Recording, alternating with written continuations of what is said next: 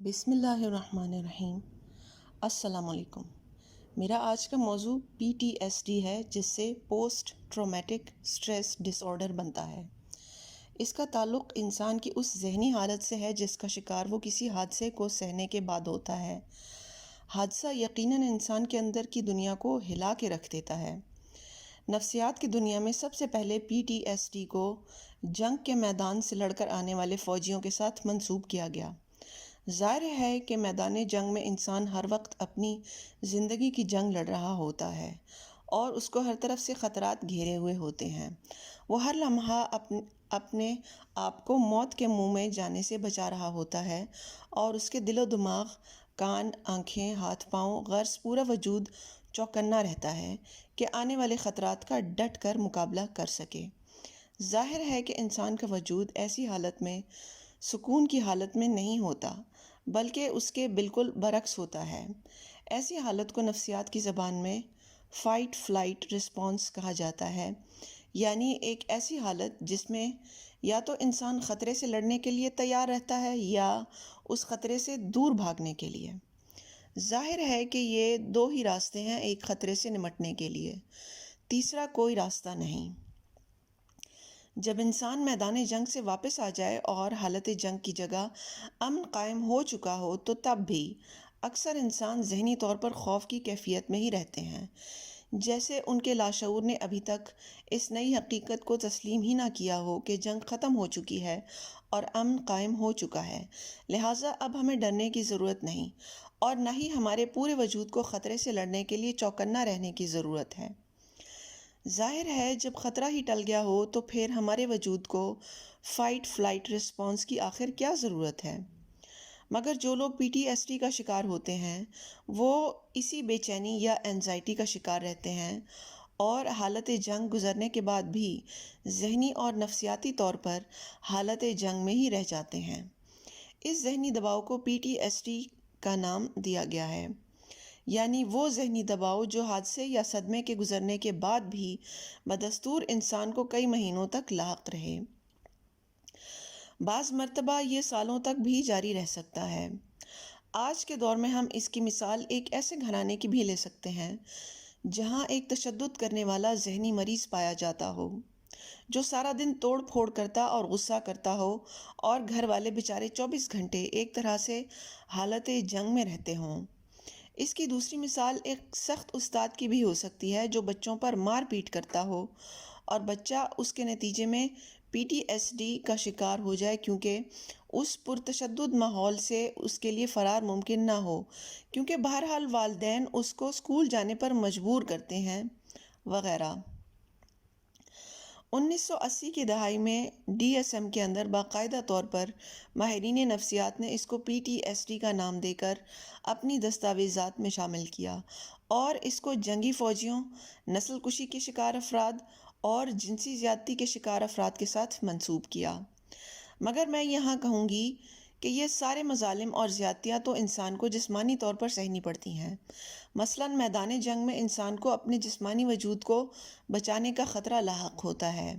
نسل کشی کے دوران بھی انسان کو اپنے جسمانی وجود کے ختم ہونے کا خوف ہوتا ہے۔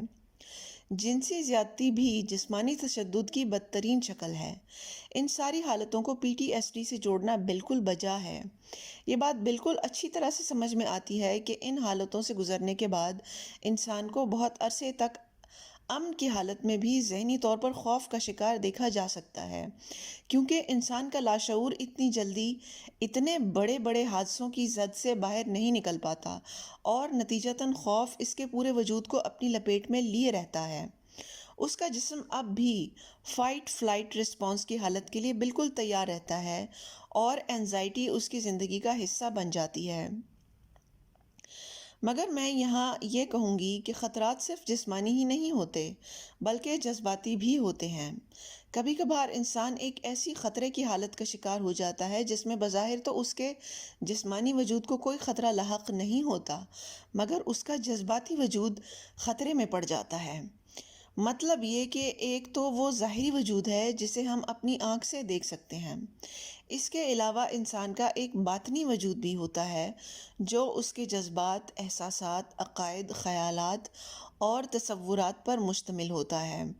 اس دوسری قسم کے وجود کے بارے میں بھی ہم خطرہ محسوس کر سکتے ہیں۔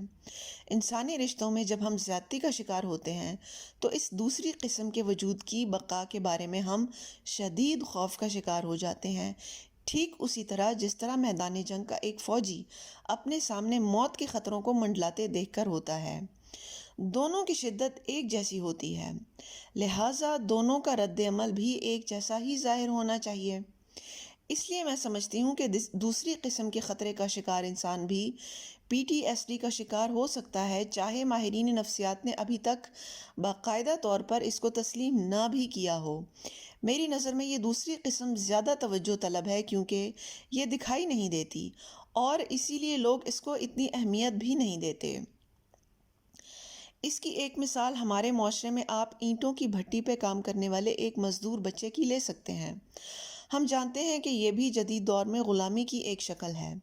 اگر بھٹی کا مالک بچے کی مجبوریوں کا فائدہ اٹھا کر اس کو اس غلامی پر مجبور کرتا ہو اور صرف دھمکیاں ہی دیتا ہو تو تب بھی بچہ PTSD کا شکار ہو سکتا ہے، کیونکہ بالآخر اس کا اور اس کے گھر والوں کا، جن کے لیے وہ کمائی کرتا ہے، ان سب کا وجود خطرے میں پڑ جاتا ہے۔ اس کی دوسری مثال ہمارے معاشرے میں مشترکہ خاندانی نظام کے بوجھ تلے دبی عورت کی بھی ہو سکتی ہے، جس کو بظاہر جسمانی طور پر تو کوئی تکلیف نہیں دی جاتی مگر ذہنی اذیت ضرور دی جاتی ہے۔ وہ عورت اس بات کے خوف تلے جواب نہیں دے پاتی کہ اگر بول پڑی تو کہیں اس کو طلاق نہ ہو جائے، یا اگر طلاق نہ بھی ہو تو اس کے گھر میں فساد پیدا نہ ہو جائے اور یوں اس کے چھوٹے سے خاندان کا وجود خطرے میں نہ پڑ جائے اور اس کی اور اس کے بچوں کی زندگی داؤ پر نہ لگ جائے، وغیرہ۔ PTSD کی سب سے نمایاں علامت فلیش بیک ہے، یعنی ماضی میں پیش آنے والے حادثے یا صدمے کا بار بار ہماری آنکھوں کے سامنے اس طرح آنا کہ جیسے وہ لمحہ ہم ابھی اور اسی وقت حال میں جی رہے ہوں۔ ہمارا وجود دوبارہ اس گزرے ہوئے لمحے کے خطرات کو بھانپ کر فائٹ فلائٹ رسپانس میں چلا جائے اور ایسا رد عمل دے جیسے وہ واقعی ماضی کے اس لمحے میں خطرے کا شکار ہو۔ ہمارا ذہن اس بات کو تسلیم ہی نہیں کر پاتا کہ ماضی کا وہ لمحہ گزر چکا ہے اور اب اس پر رد عمل دینا بے تکی سی بات ہے۔ ہم ایک بار پھر ماضی کے اس تلخ تجربے سے گزرتے ہیں اور وہ غم اور خوف دوبارہ ہماری زندگی میں تازہ ہو جاتا ہے۔ یہ تجربہ اتنا ناخوشگوار ہوتا ہے کہ ہم اس سے دور بھاگنا چاہتے ہیں۔ لہٰذا جب ہمیں کسی نئی جگہ پر ایسا محسوس ہو کہ وہ جگہ یا وہ حالت پرانی یعنی حادثے اور صدمے والی جگہ یا حالت سے ملتی جلتی ہے تو ہم اس سے دور بھاگنے کی کوشش کریں۔ اس پرانے صدمے کی وجہ سے ہمارے لاشعور پر بہت گہرے اثرات مرتب ہوتے ہیں۔ اس سے ہمارے اپنے بارے میں اور دوسروں کے بارے میں عقائد متاثر ہوتے ہیں۔ مثلاً اپنے بارے میں ہم اپنے لاشعور میں یہ غلط عقیدہ قائم کر سکتے ہیں کہ ہم مکمل طور پر بے بس اور کمزور ہیں۔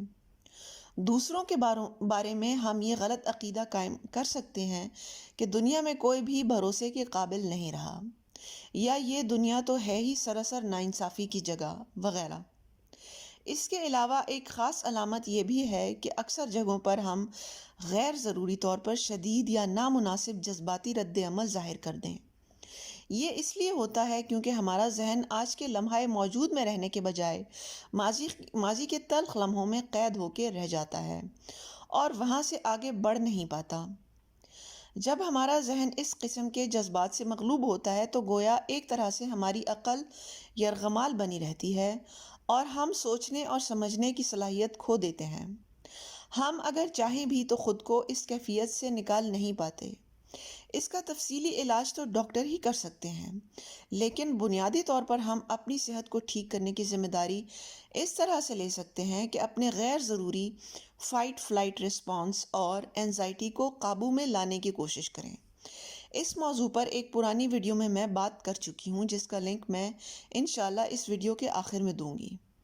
امید ہے کہ آج کی ویڈیو سے بھی آپ کی معلومات میں اضافہ ہوا ہوگا۔ آپ کی توجہ کا شکریہ۔